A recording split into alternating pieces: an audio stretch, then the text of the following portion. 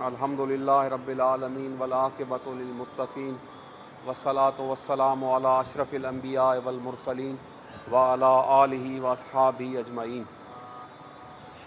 अम्मा बाद, दुरूस मकतूबात शरीफ़ जे सिलसिले में कल असां हिकिड़े मकतूब शरीफ़ जो दर्स ॾिनो। अॼु मुख़्तसर हिकिड़ो मकतूब, कल अक़ाइद अहले सुन्नत जे बारे में, अॼोको मकतूब तदर्र, अल्लाह जी बारगाह में ज़ारी, तौबा, न्याज़मंदी, ज़िक्र, अल्लाह जे क़ुरान पाक जी तिलावत ऐं निमाज़ में लंबे घणो जेको माण्हू क़याम करे थो, उन जे मुतलिक़ मकतूब नंबर 12 जिल्द नंबर पहिरियों। हुज़ूर इमाम रब्बानी रज़ी अल्लाह ताला पंहिंजे मशहूर ख़लीफ़े ऐं मशहूर कामिल अकमल ख़लीफ़े हुज़ूर ख्वाजा ख्वाजगान सैयद मीर मोहम्मद नौमान अलैहि रहमत व रिदवान जी तरफ़ इहो मकतूब शरीफ़ सादिर कयो। हाणे इहो उर्दू में आहे, उर्दू मां तव्हांखे तहतुल लफ़्ज़ सिंधी में तर्जुमो करे ॿुधायां थो ऐं पोइ माना तशरीफ़ थोरी घणी कंदासीं। हिन में पाण लिखनि था, हमद ऐं सलात खां पोइ पंहिंजे भाउ, पाण लिखनि था, मुंहिंजो भाउ सैयद जो गिरामी नामो ख़त मूंखे मौसूल थियो ऐं तमामु ख़ुशी थी। हज़रत सैयदना मुजद्दिद अल-फ़सानी रज़ी अल्लाह ताला अन्हु पंहिंजा अक्सर जेके ख़ुलफ़ा ऐं जेके कामिल ख़ुलफ़ा हुआ तरीक़त जा, उन्हनि खे पाण आजिज़ी इनकसार जी इंतिहा कंदे उन्हनि खे पंहिंजो भाउ लिखियो अथनि। इहो इन करे त हालांकि हू मुरीद आहिनि, पर हू अल्लाह ताला जो फ़रमान आहे, इन्नमल मोमिनून इख़्वा, जेके मोमिन आहिनि अल्लाह जो फ़रमान आहे उहे पाण में भाउ आहिनि। मुर्शिद जो मक़ाम मरतबो पंहिंजी जाइ ते, पर हर मोमिन मुस्लमान हिकिड़े मुस्लमान जो भाउ आहे। वरी रसूलुल्लाह सल्लल्लाहु अलैहि वसल्लम जो फ़रमान आहे, अल मोमिन अख़ुल मोमिन, मोमिन मुसलमान मुसलमान जो भाउ आहे। को बि उन में न सिंधी आहे, न मुहाजिर आहे, न पंजाबी, न पठान, न अरबी, न अजमी। कंहिंखे हुज़ूर जो शरीयत जेका नबी पाक जी शरीयत, उन मुताबिक़ सभु मुसलमान पाण में भाउ आहिनि। उन शरीयत जा पाण मुजद्दिद आहिनि 1000 साल जा, ऐं उन करे पाण पंहिंजे हर ख़लीफ़े खे, जेके संदन ख़लीफ़ा हुआ, कामिल बुज़ुर्ग हुआ, उन्हनि खे मुंहिंजो भाउ लिखियो अथनि। हीउ सैयद मीर मोहम्मद नौमान रज़ी अल्लाह ताला संदन वॾो ख़लीफ़ो, तमामु मशहूरु, ऐं हिन लखे माण्हुनि हिन जे हथ ते बैत कई, हज़ारे हिन जा पंहिंजा ख़लीफ़ा थिया। हे बुरहानपुर में रहंदो हो, ऐं हीउ हज़रत सैयद मीर मोहम्मद नौमान वॾो अल्लाह जो वली हो। पहिरीं हज़रत ख्वाजा बाक़ी बिल्लाह संदन मुर्शिद जो ख़लीफ़ो, पोइ हज़रत ख्वाजा बाक़ी बिल्लाह जे हुकुम सां हज़रत इमाम रब्बानी रज़ी अल्लाह ताला जे हथ ते बैत कई ऐं तमामु वॾनि दर्जात ते पहुतो। पोइ पाण लिखनि था त मुंहिंजे भाउ सैयद जो ख़त मुबारक मिलियो, तमामु घणी ख़ुशी असांखे हासिलु थी। तव्हां लिखियो आहे त दुआ ऐं आज़ी ऐं इनकसारी ऐं रोअण ऐं ज़ारी ऐं हमेशह जे लाइ इहा दुआ अलाह जी बारगाह में बहितर आहे या ज़िक्र करणु बहितर आहे, या इहे ॿई शयूं ज़िक्र सां मिलाए करणु बहितर आहे। ठीकु आहे। पोइ पाण फ़रमाइनि था त ज़िक्र खां सवाइ को बि चारो कोन्हे, ऐं उन सां गॾोगॾु जेका बि चीज़ शइ हासिलु थिए उहा तमामु अज़ीम दौलत आहे। माना अफ़ज़ल ज़िक्र खे चयो था। दुआ, आज़ी, इल्तिजा, तदर्रो, निमाज़ में क़याम ऐं तौबा, इनाबत, इहे जेके सभु आहिनि अलाह खे राज़ी करण जा जेके तरीक़ा आहिनि। पर पाण फ़रमायो अथनि, अगरि उन सां गॾोगॾु ज़िक्र पहिरीं अफ़ज़ल आहे, अफ़ज़ल पहिरीं ज़िक्र, फ़राइज़ खां पोइ ज़िक्र जी हैसियत, ज़िक्र इलाही जी। अगरि उन सां गॾोगॾु इहे शयूं, इहे इनाबत, इहा तौबा, तदर, ज़ारी, इहे हासिलु थियनि त पोइ इहा तमामु वॾी हिकिड़ी अज़ीम दौलत आहे। अच्छा, वरी लिखनि था त वसूल जो दारो मदार ज़िक्र ते आहे, ऐं ॿियूं जेके शयूं आहिनि उहे ज़िक्र जा समरात ऐं नताइज आहिनि। वसूल जी माना इहा आहे त ज़िक्र माण्हू छाजे लाइ कंदो आहे, सभ खां पहिरीं हाणे उन लाइ सम्झणु ज़रूरी इहो आहे त ज़िक्र कबो आहे त अलाह जी ज़ात सां आउं वासिलु थियां, अलाह जी पाक ज़ात सां मुंहिंजी मोहबत वधे, अलाह जी पाक ज़ात जी मूंखे मार्फत हासिलु थिए। उन करे असीं अलाह पाक जो ज़िक्र जेको असांखे पंहिंजनि मुर्शिदनि ॾिनो आहे, नक्शबंदियुनि खे ज़िक्र कल्बी, कादरियुनि खे ज़िक्र जहर ला इलाहा इल्लल्लाह, ऐं चिश्तियुनि खे ला इलाहा इल्लल्लाह, सोहरवर्दियुनि खे ला इलाहा इल्लल्लाह, तहलील, ऐं असांजो ख़फ़ी। त जेको मुर्शिदनि करीमनि खां उन्हनि खे ज़िक्र मिलियल आहे, हर कंहिंखे उन ज़िक्र जी फ़ज़ीलत। अच्छा, हाणे फ़रमाइनि था त उनजो वसूल जो दारो ज़िक्र ते आहे। वसूल माना जॾहिं ज़िक्र में माण्हू कमालियत ते पहुचंदो, यानी उनजा ही लताइफ़ जेके आहिनि उहे ज़ाकिर थींदा, लताइफ़ सब सत जेके लतीफ़ा आहिनि, क़ल्बी, रूही, सिरी, ख़फ़ी, अख़फ़ा, नफ़्स ऐं क़ालिब। तंहिंखां पोइ नफ़ी असबात ला इलाहा इल्लल्लाह। हाणे जॾहिं एतिरो जो मामिलो थियो त कंहिं उन माण्हू खे अलाह ताला जी मारिफत जो को भाङो अता थींदो, पूरी मारिफत न, को भाङो अता थींदो। माना हिकिड़े क़िस्म सां अलाह सुब्हानहू ताला जी मारिफत ऐं विलायत जी कमालियत हुनखे हासिलु थींदी। पोइ उहो माण्हू बैत बि करे सघे थो, कंहिं ॿिए माण्हू खे बि ज़िक्र ॾेई सघे थो। ऐं ज़िक्र सां गॾोगॾु जेके अगरि को शइ हासिलु थिए थी, यानी कशफ आहे, मुकाशफ़ो आहे ऐं मुशाहिदे जो खुलियल ऐं खुलणु या ख़वारिक आहिनि या दुआ जी क़बूलियत आहे, उहो ज़िक्र जा समरात आहिनि। उहो माना ज़िक्र जे करे ई समरात चइबो आहे मेवे खे, उहे शयूं ऐं उहे नतीजा असांखे हासिलु थियनि था। ठीकु आहे, इहो पंहिंजे तरफ़ां तशरीह थो करियां, उहो मकतूब नंढो आहे। पोइ अव्हां इहो पुछो हो त इन्हनि टिनिनि शयुनि मां बहितर कहिड़ी शइ आहे। ठीकु आहे, पाण फरमाइनि था ज़िक्र नफ़ी असबात पहिरियों नंबर, ऐं पोइ क़ुर पाक जी तिलावत ऐं क़ुर मजीद में ऐं डिघे क़याम सां निमाज़ पढ़णु, डिघे क़याम सां सुठे क़ुर सां। हाणे नफ़ी असबात असांजे नक्शबंदी सिलसिले जो ज़िक्र आहे ऐं क़ादरी सिलसिले में ला इलाहा इल्लल्लाह ज़बान सां पढ़नि था। असां ला इलाहा इल्लल्लाह खे असांजो आख़िरी सबक़ु आहे, आख़िरी मतिलबु इहो विलायत सुग़रा जो जेको मूं तव्हांखे ॿुधायो अठूं सबक़ु नफ़ी असबात आहे। असीं उहो क़ल्बी तौर ते नफ़ी असबात करियूं था ऐं उन जी तशरीह आहे त ला इलाहा इल्लल्लाह, ला इलाहा इल्लल्लाह जी माना कलमो तैयब। अगरि जेसिताईं माण्हू माना ते गौर न कंदो कलम तैयब जी, तेसिताईं उनखे ख़बर ई कोन पवंदी, ज़िक्र जा उनखे समरात ऐं बरक़ात मिलंदा ई कोन त कलमो तौहीद ला इलाहा इल्लल्लाह छा आहे। असांजे हज़रात नक्शबंदी आहे ऐं असांजे ख्वाजगान नक्शबंदी आहे जेका उन जी तशरीह कई आहे कलमा तैयब जी, उहा तव्हांखे ॿुधायां थो। उहा तमामु आला खां आला तशरीह आहे, तव्हां उहा तशरीह गौर सां ॿुधो। ला असांजे हज़रातनि लिखियो आहे त कलमा ला सां ला इलाह, ला सां असीं छा था करियूं, नफ़ी था करियूं, इनकार था करियूं। ला माना इनकार करणु, ला माना न, अरबी जो अख़र आहे, इनकार था करियूं। कलमा ला सां पहिरीं कलमा ला सां आफ़ाक़ ऐं अनफुस में जेके बातिल ख़ुदा आहिनि, जेके बातिल महबूद आहिनि, उन्हनि सभिनी जो असांखे इनकार करिणो आहे। कलमे पाक जो पहिरियों जुज़ ला। हाणे आफ़ाक़ ऐं अनफुस छाखे चइबो आहे, इहो बि हिकिड़ो तसव्वुफ़ जो इस्तिलाह आहे। आफ़ाक़ ऐं अनफुस मतिलबु ज़मीन ऐं आसमान ऐं जे अंदरि हीउ जेको जहान आहे, सभु सतन आसमान, पोइ अर्श अज़ीम। हा, बातिल ख़ुदा ऐं महबूद कहिड़ा आहिनि? लखें किरोड़े बुत असांजे इंसाननि जा हथ जा ठाहियल आहिनि, जंहिंजी पूॼा कई वञे थी, जंहिंजी परसतिश कई वञे थी, ऐं उहो माण्हू उन्हनि खे, उहे काफ़र या जेके बदमज़हब आहिनि उनखे ख़ुदा सम्झी पूॼीनि था। त हाणे कलमू पाक जेको आहे त उहे जेके जेसिताईं असीं उन्हनि बातिल ख़ुदानि जी हिंदुनि जे बारे में मशहूरु आहे, हिंदू जेके हिंदुस्तान में रहनि था, हिते त थोरा आहिनि उन्हनि जा, हिंदुस्तान में हिंदू रहनि था, उन्हनि जा 1 करोड़ 25 लख ख़ुदा आहिनि, बुत आहिनि, उन्हनि जा अलॻि अलॻि मंदर ठहियल आहिनि। उहे हिंदू उन्हनि खे पूॼीनि था, नांग खे पूॼीनि, कुए खे पूॼीनि, माकोड़ी खे पूॼीनि, वण खे पूॼीनि। पर जेका शइ उहो बसि अलाह सां ई ख़ल्क़ी आहे, उहा अलाह जी मख़लूक आहे, उनजी पूॼा था कनि, पंहिंजे हथ सां उनजा बुत था घणी। ऐं अहिड़े नमूने सां ॿियूं कई काफ़रनि जा आहिनि जेके पूॼा कनि था, पर घणी बुतनि जी परसतिश उहा हिंदू थो करे। त हाणे आफ़ाक़ ऐं अनफुस में जेके बातिल महबूद ऐं असनाम आहिनि, सनम चइबो अरबी में बुत खे, ठीकु आहे, सनम बुत खे चइबो, असनाम उन जी जमा आहे, माना घणा बुत। उन्हनि जी कलमा ला सां असांखे नफ़ी करणी आहे। जॾहिं असीं ज़िक्र नफ़ी असबात नक्शबंदी सिलसिले जो शुरू कंदासीं, हाणे नफ़ी जॾहिं असां कई कलमा ला सां, अखियूं बंदि करे तसवुरु करे, हाणे उन कलमा ला खे असीं नाफ़ खां मथे खणंदासीं। असांजे सिलसिले नक्शबंदीअ थो ॿुधायां, हीअ नाफ़ जेका आहे न इंसान जी, मथे खणी कलमा ला खे ला इलाह, हाणे असीं ला इलाह, हाणे असीं पहुतासीं, ठीकु आहे। पोइ असीं उनखे कुल्हे ते खणी ईंदासीं मथे हिते, पोइ इल्लल्लाह जी ज़रब ज़ोर सां असीं क़ल्ब ते हणंदासीं।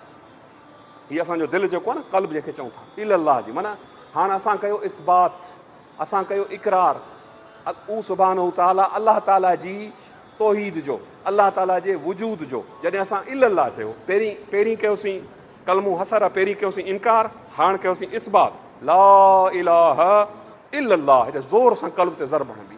पोइ इहो साह बंदि करे ऐं ताक अदद जी रिआयत रखी इहो असीं अखियूं बंदि करे इहो ज़िक्र कंदासीं नफ़ी इस्बात जो। पोइ जॾहिं इन ज़िक्र में असांखे इनखे चवंदा आहिनि हब्स दम, दम खे बंदि कबो। जॾहिं इन ज़िक्र पाक में असांखे कामयाबी हासिलु थींदी ऐं पोइ जॾहिं साह छॾींदासीं पोइ चवंदासीं हाणे महबूबनि जी रिसालत जो इनकार करणो जेको ईमान जो जुज़्व आहे, तौहीद ऐं रिसालत, इन ॿिनि खां सवाइ केरु मुस्लमान थी नथो सघे। अगरि को चए त तौहीद ते इस्लाम आहे त उहो मुस्लमान कोन्हे। जेसिताईं महबूबनि करीमनि जी रिसालत जो इक़रार न कंदो तेसिताईं उहो मुस्लमान न आहे। महबूबनि करीमनि जो फरमान आहे मन काल ला इलाहा इल्लल्लाह दख़ल अल जन्नह। काफ़ी हदीसुनि में मुख़्तलिफ़ तुर्क ऐं असानीद सां काफ़ी कुतुब में मन काल ला इलाहा इल्लल्लाह कम अज़ कम किताबुल ईमान में 60 जायुनि ते मुख़्तलिफ़ तुर्क सां इहा हदीस नक़ल कई वई आहे। सो मन काल ला इलाहा इल्लल्लाह दख़ल अल जन्नह, जंहिं चयो ला इलाहा इल्लल्लाह ऐं मुहम्मद रसूलुल्लाह उहो जन्नत में वेंदो। हाणे असांखे रसूलुल्लाह सल्लल्लाहु अलैहि वसल्लम जी रिसालत जो इक़रार करिणो आहे, ला इलाहा इल्लल्लाह। पोइ जॾहिं असीं दम छॾींदासीं ताक़ अददनि में 1 3 5 7 9 11 21 ताईं असांखे कम अज़ कम दम खणी वञिणो आहे। दम खणी वञिणो आहे त असांजो सबक़ु पको थिए। जॾहिं 21 ते दम पहुचाई त सम्झ हिन जो नफ़ी इस्बात जो सबक़ु पको थियो। पोइ उते जॾहिं दम खोले छॾींदासीं पोइ चवंदासीं मुहम्मद रसूलुल्लाह सल्लल्लाहु अलैहि वसल्लम, साह खोलींदासीं। हाँ, इन ज़िक्र खे पके करण लाइ नफ़ी इस्बात खे इहो एॾो अहम ज़िक्र आहे जो इन खां सवाइ मार्फत अलाह जी हासिलु नथी थी सघे। असांजे सिलसिले नक्शबंदीअ जी थो ॻाल्हि करियां। इन खे पके करण लाइ अॻे बुज़ुर्ग जेके हूंदा साई खे पकी करण लाइ पोइ नक्शबंदी कादरी चिश्ती सभिनीनि इहो ज़िक्र नफ़ी इस्बात कयो आहे। उहे बुज़ुर्ग दरियानि में टुबियूं हणंदा हुआ, दरियानि में टुबियूं हणंदा हुआ, पाणी में वेही रहंदा। ज़िक्र कलमे पाक जी गर्मी थी थिए, तमामु जलाली ज़िक्र कलमे पाक जो सभिनीनि खां वधीक जलाली। उन करे कादरी सिलसिले में जेको जलाली फैज़ आहे उहो कलमे शरीफ़ जे करे आहे। असांजे सिलसिले जो जेको थधो फैज़ आहे नक्शबंदियुनि जो उहो इस्म ज़ात जो ज़ाती फैज़, हीउ जेको कलमे शरीफ़ जो जेको फैज़ आहे उहो तमामु जलाली फैज़ आहे।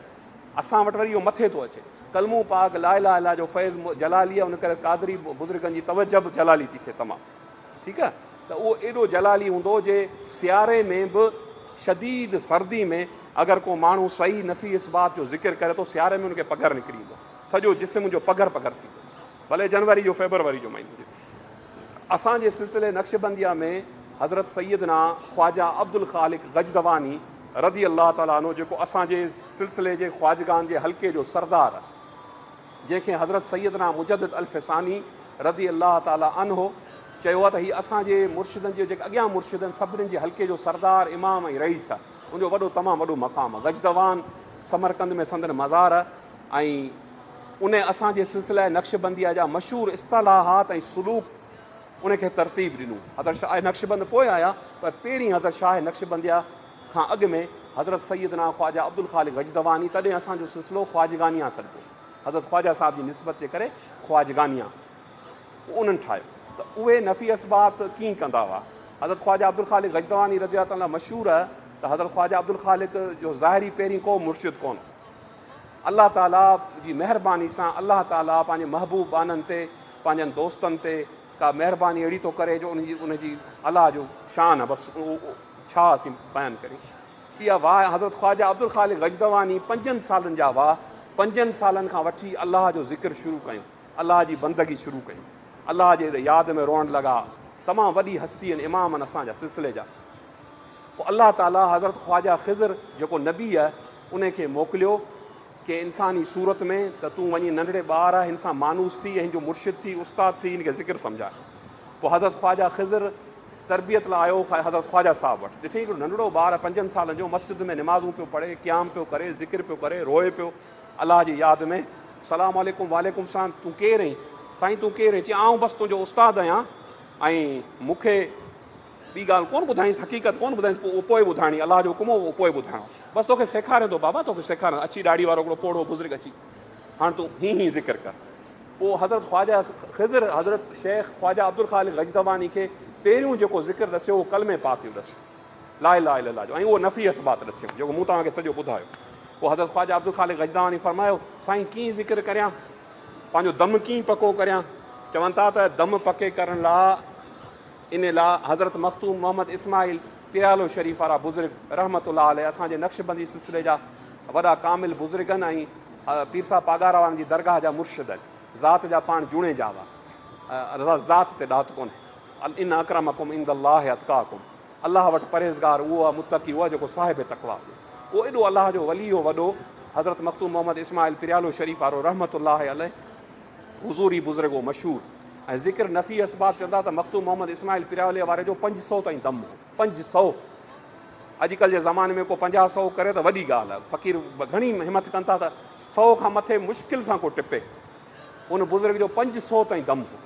हज़रत मख़्तूम इहा माना उनजी ख़ासि करामत में शुमार थो थिए त हज़रत मख़्तूम मोहम्मद इस्माइल पिराले वारे बुज़ुर्ग जो दम एतिरो दम बंदि कंदो, एतिरो साह बंदि कंदो, 500 ताईं वञी तादाद पहुचंदी। सो पोइ हज़रत ख्वाजा अब्दुल ख़ालिक़ गजदवानी रज़ी अल्लाह ताला अन्हु खे साईं कीअं ज़िक्र करियां, पाण फरमायूं त अब्दुल ख़ालिक़ दरिया में टुॿी ॾे, हल दरिया ते हलो। हाणे 6-7 सालनि जो ॿारु दरिया ते वठी आया, हाणे ॾे टुॿी सेखारियुसि, टुॿी ॾेई घणी घणी साई कर टुॿी में पंहिंजी साई करे करे करे हाणे तूं ज़िक्र दरिया में अंदरि कर वई।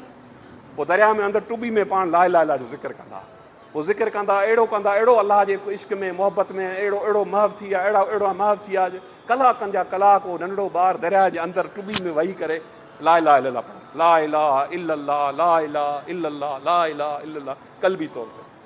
ऐं पोइ पाण फरमाईंदा त एतिरे हद ताईं जो दरिया जो पाणी गरम थी वेंदो, ऐं बीहंदोसि हिन ज़िक्र कंदो दरिया जो थधो पाणी यख इलाइक़ो समरकंद बुखारा जा बर्फ़ जहिड़ा दरिया आहिनि, पर उहो दरिया जो पाणी बि उन अलाह जे महबूब बंदे जे ज़िक्र करण सां उहो गरम थी वेंदो। नंढी उमिरि सिर्फ़ु 7 साल। पोइ हज़रत ख्वाजा असीं रुगो दावेदार आहियूं उनजी मुरीदी जा मोहबत जा, करियूं कुझु कोन था, काहिलियूं सुस्तियूं पुसल रली थी हर को वेठो आहे। ऐं जेको ज़िक्र मुर्शिदनि ॾिनो आहे उहो ज़िक्र त कम अज़ कम करियो, चंद घड़ियूं त भला करियो भला। जंहिं नमूने ॿियनि कमनि में तमामु अॻिते आहियूं, हर कम में। पोइ निजात त उन सां आहे न, दारो मदार त उन सां आहे न, ज़िक्र सां निजात आहे न। पोइ अहिड़े नमूने सां उहो ज़िक्र कंदा हुआ।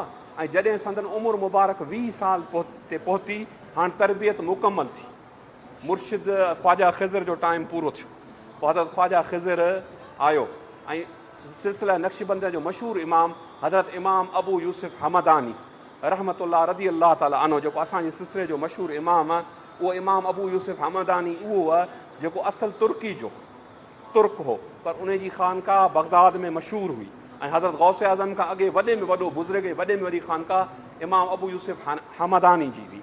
उन इमाम अबू यूसुफ हमदानी जो सिलसिलो पहिरीं नक्शबंदी तुर्की में सैयद बुज़ुर्ग हो शेख अहमद यसवी, उन जे ज़रिए सां उते तुर्की में जारी थियो। इहो इमाम अबू यूसुफ हमदानी इहो ख़ुदि हज़रत गौसुल आज़म पीराने पीर रज़ी अल्लाह ताला अन्हु लिखियो आहे त मुंहिंजी उमिरि नंढी हुई, नंढी उमिरि में आउं हज़रत इमाम अबू यूसुफ हमदानी जी ज़ियारत लाइ वियुसि। पोइ हज़रत इमाम अबू यूसुफ हमदानी मूंसां ॿिया बि साथी हुआ, तालिब इल्म मदरसे में पढ़ंदासीं। पोइ इमाम अबू यूसुफ मुंहिंजे लाइ इहो फरमायो, मूंखे पंहिंजी गौसियत अता फरमायूं ऐं मूंखे फरमायूं हिकु ॾींहुं ईंदो हीउ जेको अब्दुल कादिर नाले हीउ जेको नंढड़ो ॿारु आहे, हीउ चवंदो त मुंहिंजो कदम सभिनी वलियनि जी गर्दन जे मथां। माना नंढो हज़रत बादशाह पीर नंढा हुआ, पाण फरमायूं त हिकु ॾींहुं हीउ ॿारु चवंदो त मुंहिंजो कदम तमामु वलियनि जी गर्दन जी। सो इहो कदम ई हाज़ा वारो जेको मामिलो, त उहे बुज़ुर्ग एॾा वॾा कामिल बुज़ुर्ग बगदाद में सन ख़ानकाह मशहूरी पूरी दुनिया मां तालिबान तरीक़त सलजूक बादशाहनि जो दौरु हो, शुरूआति हुई सलजूकनि जी। उन सलजूकनि जा पाण मुर्शिद हुआ। त जॾहिं 20 साल पूरा थिया त हज़रत ख्वाजा ख़िज़र अलाह जे हुकुम सां वञी हज़रत ख्वाजा अबू यूसुफ हमदानी खे हज़रत इमाम ख्वाजा अब्दुल ख़ालिक़ गजदानी चई साईं हीअ तव्हांजी अमानत वठी आयो आहियां, तव्हां मूंखे मुरीद करियो। त मुरीद त हुनखे ज़ाहिर हाणे जेको माण्हू 20 साल गॾु रहियो, मुर्शिद थी रहियो, मोहबत त हूंदी न। हज़रत ख्वाजा अब्दुल ख़ालिक़ खे एॾी मोहबत हुई पंहिंजे उन शेख सां जंहिंजे नाले जी ख़बर कोन्हे, उहो हज़रत ख्वाजा ख़िज़र हो। एॾी मोहबत एॾो इश्को जे जॾहिं वञणु लॻो त रोई पियो, साईं तव्हीं मूंखे छॾे कीअं था वञो, आउं तव्हांजो मुरीद आहियां, तव्हां सां 20 साल तव्हां मूंखे गॾु रखियो पंहिंजी सोहबत में, ऐं मां पे खां सॼी दुनिया खां मथे अवी आहियो, अवां मूंखे अलाह जो ज़िक्र सेखारियो, मूंखे हेॾे मक़ामनि ते पहुचायो, हेॾनि दर्जनि ते पहुचायो। पर पाण फरमाईंदा शरीयत जो हुकुम आहे ज़ाहिर पीर जी बैयत वठिबी, मूं तुंहिंजी बातनी ओवैसी तरीक़े सां तरबियत ही। हाणे ही ज़ाहिर शरीयत जो इमाम ही आहे ख्वाजा अब्दुल ख़ालिक़ गजदानी, तूं हिन वटि बाबा मुरीद थी। चई साईं मुंहिंजो पीर त तूं आहीं, आउं हिन वटि छो मुरीद थियां, मुंहिंजो मुर्शिद त तूं आहीं। भले उहा बुज़ुर्ग आहे, ठीकु आहे, पर मुंहिंजो मुर्शिद त तूं, मूंखे मुंहिंजी त तोसां मोहबत आहे। पर बहरहाल उहो हुकुम हो अलाह साईं जो। पोइ पाण बैत थिया। जॾहिं बैत थिया त ख्वाजा ख़िज़र उतां ग़ाइबु थियो ऐं मना कई ख्वाजा अब्दुल ख़ालिक, ख्वाजा अबू यूसुफ हमदानी खे त आउं वञा पोइ मुंहिंजी हक़ीक़त हिन ते ज़ाहिर कजां। अब्दुल ख़ालिक थी ॾिसो अलाह साईं कीअं उहा हक़ीक़त लिकाए छॾी। हेॾे ख्वाजा अब्दुल ख़ालिक हथां जे हक़ीक़त अलाह साईं ज़ाहिर करे आहे, हुनखे कशफ त हो, मुकाशफ़ो त तमामु घणो, पर इहो अलाह साईं परदो रखी छॾियो। जेकॾहिं ज़ाहिर करे आहे त अलाह जो नबी, अलाह जो पहिरियों ख्वाजा ख़िज़र आहे, त पोइ तरबियत पूरी कोन थी सघे आहे। उन करे अलाह ताला बज़ हक़ाइक़ ते, अलाह ताला बज़ मसलहतनि जी बुनियाद ते पंहिंजो परदो रखियो। अलाह सुब्हानो ताला जी जेका असांजी जेका तरबियत करे थो असांजी, उन लाइ बज़ मसलहतनि जी बुनियाद ते अलाह सुब्हानो ताला परदो रखे थो। पोइ ज़ाहिर थियो ऐं पाण बैत थिया। बैत थिया कामिल त अॻे ई हुआ। हज़रत इमाम अबू यूसुफ हमदानी खे उन वक़्तु ख़िलाफ़त ॾिनी ऐं फ़रमायूं त हाणे वञी अलाह जे बाननि खे वञी फैज़ ॾे ऐं ज़िक्र हलाए। त पुछऊं कि क़िबला अर्ज़ु आहे हिकिड़ो, त हीअ हस्ती मूंसां हेतिरा साल, इहो केरु हो? हिन मूंखे नालो कोन ॿुधायो। पोइ पाण मुरकिया तो ख़बर आहे इहो केरु? अब्दुल ख़ालिक साईं केरु हो? फरमायूं अलाह जो नबी हज़रत ख्वाजा ख़िज़र हो, ऐं अलाह साईं जे हुकुम सां तुंहिंजी 20 साल तरबियत कई। पोइ तमामु घणो रुना। पोइ साईं पोइ हाणे किथे मिलंदो? पाण हाणे तोखे कोन मिलंदो, हाणे वियो हलियो जो कमु पूरो थियो, हाणे तुंहिंजो मुर्शिद आऊं आहियां, पीर आऊं आहियां, शेख आऊं आहियां। पोइ तमामु घणो रुना उन ॻाल्हि ते, ॾुख कयूं, पर बहरहाल अलाह जो अमुर हो, उन अमुर ते पाण साबिर रहिया ऐं अहिड़े अलाह साईं खे विलायत में वॾे खां वॾो मक़ाम अता कयो। मक़ाम इहो आहे त करामतुनि जी त एतिरी इंतिहा आहे करामतुनि जी। ऐं अॼुकल्ह माण्हू करामतुनि जो पुछनि था, करामतुनि जी एतिरी इंतिहा, अजीब अजीब करामतूं अलाह ताला संदन पाक ज़ात खां ज़ाहिर फरमायूं। मसलन हिकिड़ी मुख़्तसर करामत तव्हांखे ॿुधायां थो, जेका मशहूरु आहे, तमामु कुतुब में दर्ज आहे ऐं तमामु बुज़ुर्गनि दर्ज कई आहे। अलामा नबहानी जामे करामतुल औलिया में ऐं ॿियनि तमामु बुज़ुर्गनि इहा करामत संदन बयानु कई आहे, लिखी आहे किताबनि में, वज़न में, ऐं असांजे ख्वाजगान जे तमामु तज़किरनि में। त हिकिड़े ॾींहुं हज़रत ख्वाजा अब्दुल ख़ालिक गजदवान संदन ॻोठ जो नालो हो, निस्बत सां गजदवान अॼु बि ॻोठ आहे हुते समरकंद में। गजदवान पंहिंजे ॻोठ में, पंहिंजी ख़ानकाह में मुरीदनि सां गॾु, मुरीदनि जे हल्के में वेठल हुआ ऐं ज़िक्र खां फ़ारिग़ थी मुरीदनि सां गॾु वेठल हुआ। थोरी देरि खां पोइ उन हल्के में हिकिड़ो तमामु नूरानी सूरत वारो इंतिहाई हसीनो जमील माण्हू अची हाज़िर थियो। साईं जिन खे सलाम करे गोॾा भञी साईं जिन जे आॾो वेठो। इंतिहाई हसीन ऐं नूरानी चहिरे जो माण्हू, ऐं साईं जिन जे कन मुबारक में कुझु अर्ज़ु कई त साईं जिन जे थोरी देरि खां पोइ साईं जिन जी अखियुनि मुबारकनि मां लुड़क जारी थिया। वरी पाण थोरी देरि खां पोइ लुड़कनि खां पोइ पंहिंजे चहिरे ते ख़ुशी जा आसार ज़ाहिर थिया। न दुआ घुरी आहे, न हथ खयां आहिनि। हाणे केरु हो? त ज़ाहिर आहे एॾी वरी अॻे मुसाफ़िरियूं घोड़नि ते थींदियूं हुयूं त, ऐं उथी मजलिस मां रवानो थियो। सलाम अलैकुम वालेकुम सां। ख़लीफ़ा मुरीद पोयां भॻा त मानी जो चऊंसि ख़ानकाह ते आयो आहे ऐं घोड़े ते आयो आहे, हेतिरो परे खां, अलाए केरु किथे, असां त हिते कॾहिं गजदवान में अहिड़ो माण्हू कोन ॾिठो, अहिड़ो नूरानी माण्हू। पोइ जॾहिं पोयां विया त कुझु कोन हो, न को घोड़ो हो, न को माण्हू हो, न को का शइ हुई। घणी हेॾा होॾा कयूं। पोइ साईं जिन खां अची पुछूं। पोइ पाण फरमायूं त बाबा ॻाल्हि हीअं त हीअ अलाह ताला जेके फ़रिश्ता ऐं मलाइकनि, उन्हनि मां इंतिहाई मुक़र्रब तरीन फ़रिश्तो हो ऐं 6 आसमान ते हिन जी ड्यूटी, 6 आसमान जे मलाइकनि जो सरदार ऐं इंतिहाई मुक़र्रब तरीन अलाह ताला जो फ़रिश्तो। पोइ हिन खां अलाह जे कुर्ब में हिन वीचारे खां का ख़ता थी वई। हाणे ख़ता ईअं त ख़लीफ़ा फ़रिश्ता जेके आहिनि, असांजो अक़ीदो मासूम आहिनि, अंबिया मासूम आहिनि, फ़रिश्ता मासूम आहिनि, औलिया अल्लाह महफ़ूज़ आहिनि ख़ता, ठीकु आहे।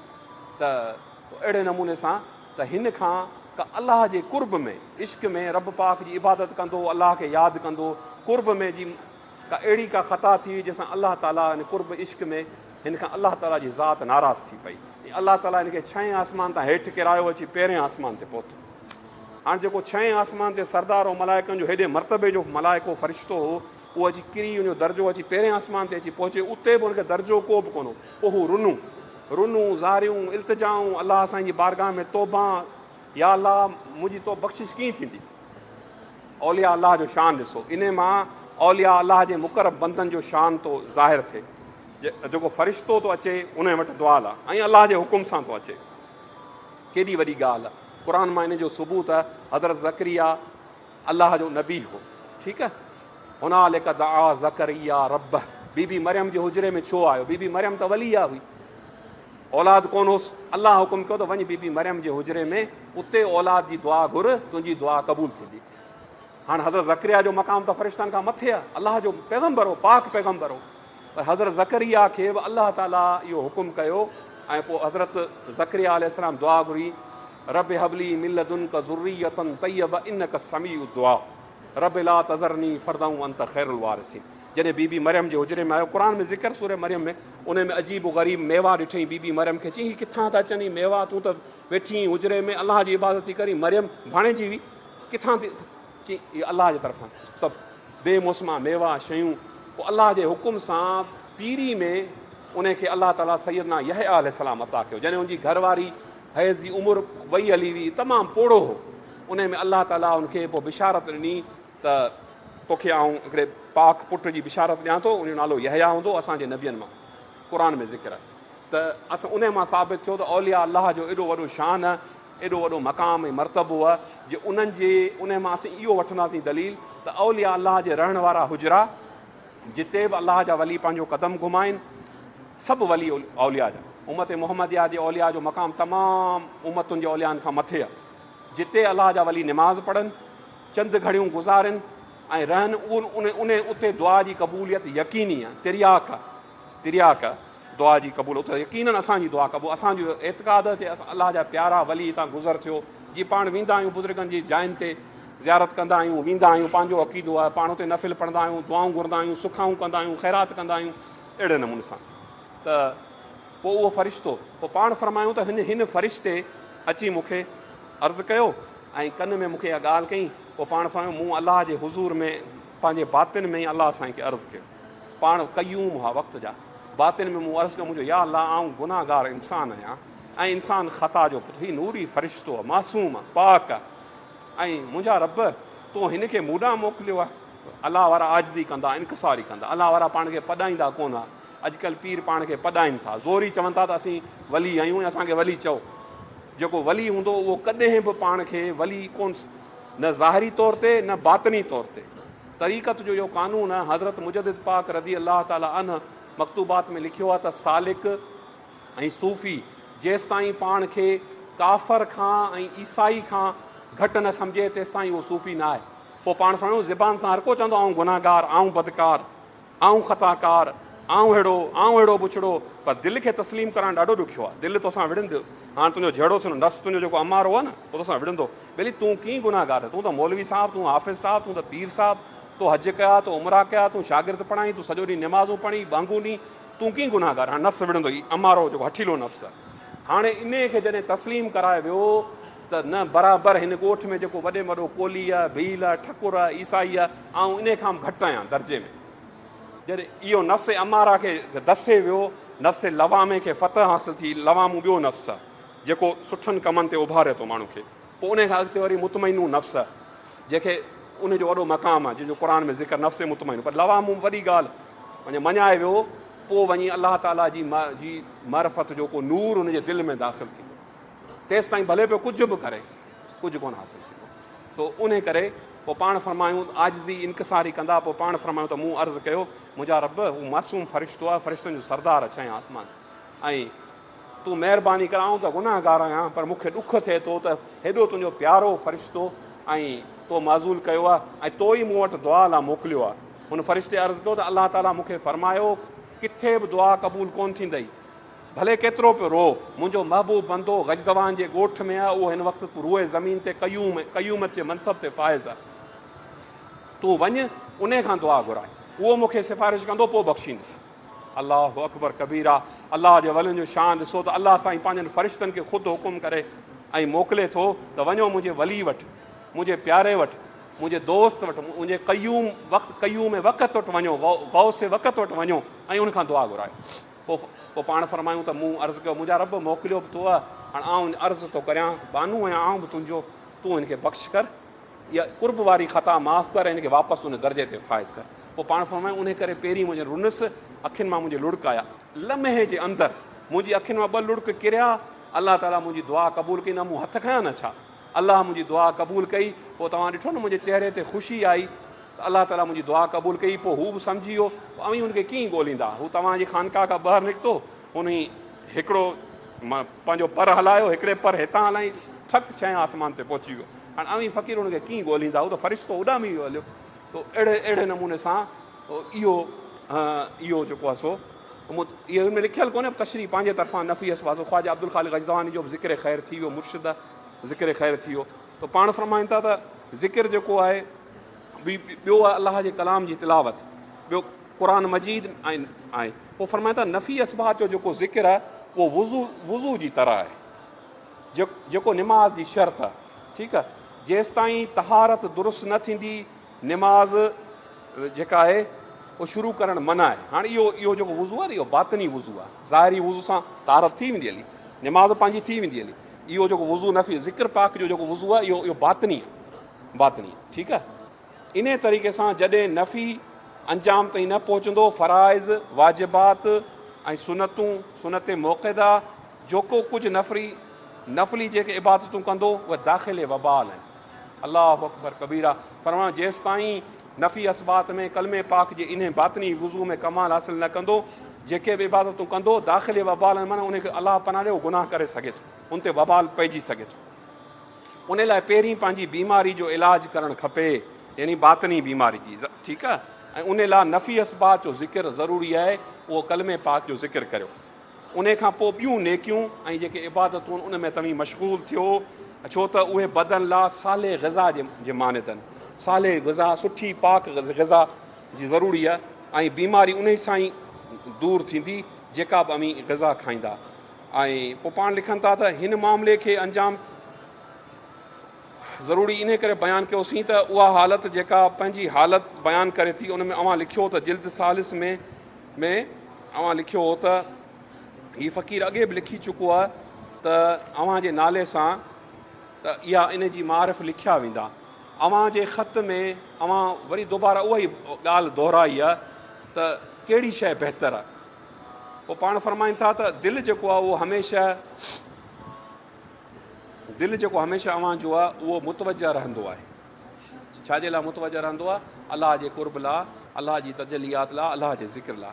ऐं अव्हांखे जेको आगरे शहर में अव्हां जो जेको क़याम आहे उन जी वजह असांखे अञा मालूम थी कोन सघी आहे। पाण आगरे में पहिरीं रहंदा हुआ, अगरचे उहा जॻह क़रीब आहे पर मुलाक़ात खां ख़ाली आहे। ठीकु आहे, लिहाज़ा बेतबार जॻह आहे।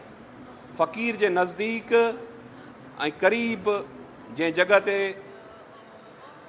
रहंदा, फ़क़ीर जे नज़दीक ऐं क़रीब, ऐं पंहिंजे पाण खे अरहमुर राहिमीन जे सुपुर्द कंदा ऐं पंहिंजे वतन जे तरफ़ मुतवजा थींदा, ऐं उन जॻह जे मुश्ताक माण्हुनि खे अवी ख़ुशि कंदा, यानी अलाह लाइ कराईंदा, त उन सां अव्हां जे दिलि हिते रहण खां बहितरु आहे त उहो अव्हां जेका दिलि में तसवुरु कई आहे उन खां बहितरु आहे त जीअं आऊं अव्हांखे चवां थो त जेके माण्हू जिते घणा मुश्ताक आहिनि, आगरे खां वधीक ॿिए हंधि जा माण्हू मुश्ताक आहिनि, उहा ॻाल्हि फ़ाइदेमंद आहे। पोइ वालिदा मोहम्मद अमीन उहो खे अलाह ताला तौफ़ीक़ ॾे ऐं असमत ऐं आबरू सां रहे। वालिदा मोहम्मद अमीन संदन फर्ज़ंद हो ऐं उहा संदन मुरीद हुआ, ऐं उनजी हज़रत मीर साहिब जी जेका घरवारी उहा बि संदन सिलसिले पाक में दाख़िली वॾी अलाह जी वली आहे, औरतुनि खे ज़िक्र कराईंदी। ऐं पोइ फ़रमाइनि था त परे परे खां जेके कशफ में लिखो था उहे असां मुताला कया आहिनि, अगरचे उन में कुझु वहशतनाक ऐं परेशान कुन शयूं आहिनि, पर बि आख़िर में उन्हनि जो अंजाम तमामु सुठो आहे। ऐं तव्हांखे इन्हनि क़िस्मनि जे जेके ख़्वाब आहिनि ऐं वाक़ियात आहिनि उन्हनि खां असीं मुतनब्बह करियूं था, यानी आगाह करियूं था त तौबा ऐं इस्तग़फ़ार सां उनजी तलाफ़ी करियो। यानी अवी परेशान कुन ख़्वाब ॾिसो, अहिड़े क़िस्म जा डप जहिड़ा ख़्वाब ऐं अहिड़े क़िस्म जा ख़्वाब, त तव्हीं उन जो हल इहो आहे त तौबा करियो। मसलन इहो सिधो सां ॻाल्हि आहे, अगरि असीं परेशान कुन ख़्वाब ॾिसूं था, वहशतनाक शयूं ख़्वाबनि में ॾिसूं था या मुकाशवे में ॾिसूं था, त उनजो हल हज़रत मुजद्दिद ॿुधायो आहे त तौबा। ऐं तौबा ज़रूरी हर शइ जी, अलाह जे हुज़ूर में असीं तौबा करियूं, इस्तग़फ़ार करियूं, गीसी करियूं, आज़ी करियूं, इल्तिजा करियूं, या अलाह ही बुरी शइ ॾिठी आहे, हिन खे तूं सुठी में तब्दील कर, नेकी में तब्दील कर। ऐं दुनियावी जेको फ़ाइदो आहे ऐं फ़ानी चीज़ जेका आहे दुनियावी फ़ाइदो, उहो महज़ ला शइ आहे। मतिलबु दुनिया जो जेको फ़ाइदो आहे, दुनिया फ़ानी आहे न, उनजी जेका बि शइ अगरि अव्हांखे मिले थी उनखे शइ न सम्झो, उहा ला शइ आहे, का शइ कोन्हे, उनखे का शइ सम्झो ई न। ऐं आकिल जेको माण्हू अकुलमंद जेको आहे उनखे दुनियावी शइ ते पाण खे आशिक़ न करणु घुरिजे। छो दुनिया फ़ानी आहे, कमीणी आहे। दुनिया छॾे वेंदासीं, सभु मरी वेंदासीं, फ़ना थी वेंदासीं। इहे मलकियतूं, महलात, जाइदादूं, असांजूं गाॾियूं, इहे बंगला, इहे बनियूं, ॿारा, औलाद सभु हिते पिया हूंदा। असीं मरी वेंदासीं, क़बर सोढ़ी में दाख़िल थींदासीं। असांखे सिर्फ़ु पंहिंजी आख़िरत खे यादि करणु घुरिजे। चंद ॾींहं जी कमीणी दुनिया लाइ करे असीं पंहिंजे पाक रब जंहिंजे हुज़ूर असांखे पेश थियणो, असीं उनखे विसारे वेठा आहियूं। अड़े घोड़ाड़े अञा हेतिरा पैसा कमाए वठां, अड़े घोड़ाड़े अञा हेतिरी दौलत कमाए वठां, पोइ खणी निमाज़ पढ़ंदुसि, पोइ खणी अलाह खे यादि कंदुसि, पोइ खणी आऊं हज ते वेंदुसि, हींअर अञा उमिरि नंढी आहे। इहे असांजा इहे सॼी ज़िंदगी असांजी इन में गुज़री वेंदी हली ऐं असां न निमाज़ पढ़ी सघंदासीं, न तौबा मिलंदी। पोइ आख़िर ते जॾहिं फ़रिश्ता अजल अची पहुचंदो पोइ छा थींदो? पर अलाह ताला वरी बि रहम करे, हुज़ूर जी उम्मत आहे, अलाह कंहिंखे तौबा जी तौफ़ीक़ ॾिए थो त सकरात में बि ॾिए थो। ऐं हुज़ूर जी उम्मत हुज़ूर पाक जे सदके, पर इहो नसीहतनि लिखियो अथनि। ऐं हर वक़्तु आख़िरत जा जेके अहवाल आहिनि उहे अव्हांजे नज़र में हुजनि ऐं हमेशह पाण खे ज़िक्र पाक में मशगूल रखो। इहो को ज़रूरी कोन्हे त को ज़िक्र में अव्हांखे लज़त पैदा थिए ऐं कुझु शयूं अव्हांखे नज़र अचनि। हाणे इहो अहम हिकिड़ी ॻाल्हि आहे त हर माण्हू चए थो त आउं ज़िक्र करियां, पर मूंखे साईं कशफ थींदो। अॼुकल्ह हर माण्हू चए थो जेको ज़िक्र वठे थो कंहिं बि अलाह जे बाने खां, साईं मूंखे कशफ थींदो। ओ फलाणे फ़क़ीर खे कशफ आहे, क़बरुनि जा अहवाल पियो ॿुधाए, दिलि जूं ॻाल्हियूं पियो ॿुधाए, ओ हू पियो ॿुधाए, ओ हू ख़बरूं पियो ॿुधाए। हाणे आऊं भला ज़िक्र वठां थो कर मूंखे कशफ थींदो। हा, हू सम्झे थो त शायदि ज़िक्र करण सां जेको माण्हू ज़िक्र मां मुराद कशफ जी वठे त उहो ज़िक्र इंदल्ला अलाह जी बारगाह में मरदूद आहे। जेको चवे त आऊं ज़िक्र करियां मूंखे कशफ ऐं बुज़ुर्गी मिले त उहो अलाह वटि उहो ज़िक्र मरदूद आहे। ज़िक्र मां मुराद अलाह जी ज़ात आहे, उन जो इरफ़ान आहे, उन जी मारिफत आहे। पोइ उहो कशफ थिए न थिए, असांखे मुर्शिदनि करीमनि जेको ज़िक्र ॾिनो आहे ज़िक्र करिणो आहे, हमेशह करिणो जेसीं असांजी हयाती आहे। कशफ थिए न थिए, मुराद ऐं मक़सूद अलाह जी ज़ात आहे। असीं उनखे राज़ी करण लाइ अलाह जो ज़िक्र करियूं था ऐं उन जो कुर्ब हासिलु करण लाइ अलाह जो ज़िक्र करियूं था। पोइ पाण फ़रमाइनि था त जेकॾहिं को इहो ख़्यालु रखे थो त उहो सम्झो त ईअं जी लहो ऐं लहब में दाख़िल आहे। ज़िक्र में जेतिरी मुशक़त हुजे, जेतिरी माण्हू करे उहा बहितर आहे। ऐं निमाज़ 5 वक़्तु अदा करे ऐं बाक़ी वक़्तनि खे अलाह ताला जे ज़िक्र सां आबाद करे। ऐं ज़िक्र जी जेका लज़त आहे उन में बेकार न थियो ऐं उन में बेकार न थियो ऐं इहो न करियो त असांखे हरूभरू लज़त अचे न अचे, ज़िक्र जारी रखो। ऐं इन्हनि इलाइक़नि जे माण्हुनि खे जिते अमीं हींअर रहो था आगरे में, अव्हांजी सोबत खे गनीमत सम्झनि त अव्हां जहिड़ी हस्ती, अव्हां जहिड़ो अलाह जो वली आगरे जे माण्हुनि खे मुयसरु आयो आहे। ऐं अव्हांजी रज़ा जो ई अलाह खां तलब कनि, ठीकु आहे, अव्हांजी रज़ा जो ई अलाह खां तलब कनि ऐं अवीं बि उन्हनि जे तरफ़ झुको, तालिबान तरीक़त जे तरफ़ झुको ऐं उन्हनि खे नरमी सां पंहिंजे तरफ़ छिकियो ऐं उन्हनि खे नेकिन जी तलक़ीन करियो।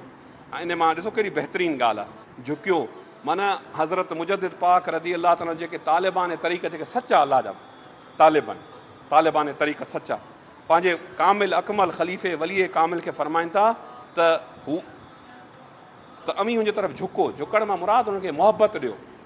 मुर्शिद झुकंदो त कोन, हुनखे मोहबत ॾेई पंहिंजे क़रीब करियो, पंहिंजे वेझो करियो। छो त हू मीर मोहम्मद नौमान जा तालिब कोन्हे या कंहिं पीर जा तालिब कोन्हे, उहो अलाह जा तालिब आहिनि। पीर महज़ वसीलो आहे, पीर महज़ वसीलो आहे। ऐं नरमी करियो, सख़्ती उन्हनि ते न करियो ऐं हुननि खे नेकिन जी तलक़ीन करियो। वसलाम मकतूब ख़तमु थियो। पोइ हज़रत मुजद्दिद पाक रज़ी अलाह ताला अन्हु पोइ काफ़ी मकतूबनि हिकिड़े मकतूब में पाण लिखनि था त सैयदना दाऊद अलैहिस्सलाम खे वही आई, उहा हदीस में मौजूदु आहे। उन वही में अलाह ताला हज़रत सैयदना दाऊद अलैहिस्सलाम खे हुकुम कयो, ऐं दाऊद जॾहिं तो वटि को मुंहिंजो तालिब अचे, अलाह जो सचो तालिब, सचा तालिब अॼुकल्ह आहिनि तमामु आंगुरनि ते ॻणण जेतिरा, लखनि किरोड़नि में के हूंदा। अगरि ए दाऊद पैगंबर, अगरि मुंहिंजो सचो तालिब, ख़बरदार जे तो तूं पंहिंजे पाण खे वॾो ऐं बुलंद सम्झो आहे, तो पंहिंजे पाण जी वॾाई हुनजे मथां ज़ाहिर कई आहे, हू मुंहिंजो तालिब आहे, मुंहिंजी ज़ात जो, उनजी तमामु वॾी इज़त ऐं तौक़ीर कजांइ, तमामु घणो हुनखे भाइजी हुन ते महिरबानी कजांइ। छो त हू तोखां मूंखे वठणु आयो आहे, मुंहिंजो कुर्ब वठणु आयो आहे, तुंहिंजे ज़रिए सां मुंहिंजी मार्फत वठणु आयो आहे। ऐं दाऊद तूं घणे खां घणी कोशिशि कजांइ, घणे खां घणो कोशिशि कजांइ। ऐं सो उहो वरी ॿियो मकतूब में ॿुधाईंदुसि। हिते मकतूबात जो ही दर्स ख़तमु थियो, तशरीफ़ पंहिंजे तरफ़ां कईसीं। मकतूब नंढिड़ो हो, तक़रीबन 15-20 लाइनुनि जो तशरीह कईसीं। अल्लाह जी बारगाह में दुआ आहे त अल्लाह सुब्हानहू ताला असांखे पंहिंजनि मुर्शिदनि ऐं इन्हनि अकाबिरनि अल्लाह रसूल जे हुकुम ते हलण जी तौफ़ीक़ अता फ़रमाए। वमा अलैना इल्लल बलाग व आख़िर दावाया अनिल हम्दुलिल्लाहि रब्बिल आलमीन।